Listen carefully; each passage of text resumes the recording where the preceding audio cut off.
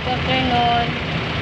Magtitinda kami sa saan yan?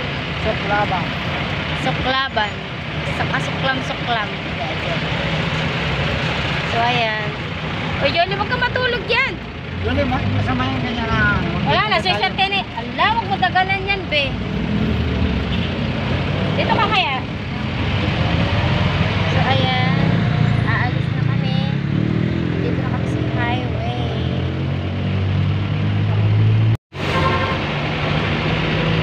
Yung driver namin. Johnny, hello. Ayun, pakita yung mukha. So, iba't ibang lugar ang pinupuntahan namin, guys. Dati, straight ko yung isang linggo, pero Parang naman. hindi ko kasi kaya. Ang sabi nila, may mga nang hold up daw dito, pero nagpipray na lang kami kay Jesus na sana ligtas kaming umuwi.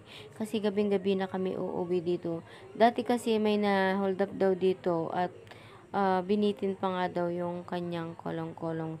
So kawawa naman siya, guys.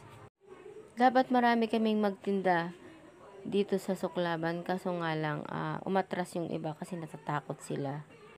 Ayun. Uy, may Robinson dito? Robinson? Ay, dyan sa loob.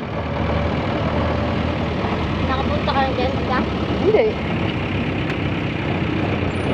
Parang walang pinagkaiba sa probinsya na yun. Lalo yan. Bakit may mga...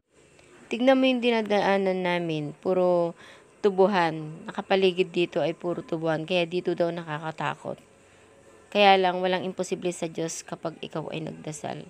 Basta't ikaw, nasa puso mo lagi ang pagdadasal.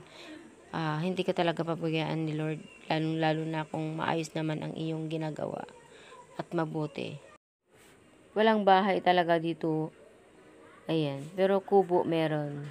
Dito nagpapahinga yung mga taong nagtatanim ng mga tubo-tubo. Ayan. Guys. So, ayan, malapit na kasi ang piyesta dito, kaya eto. At ito na nga, nakapaglatag na yung mga kasama namin. Nauna na sila kaninang umaga pa. Umulan, guys. Hindi ko na napakita. Natarad-taranta kami. So, ayan, nag-aayos kami ulit ng tinda.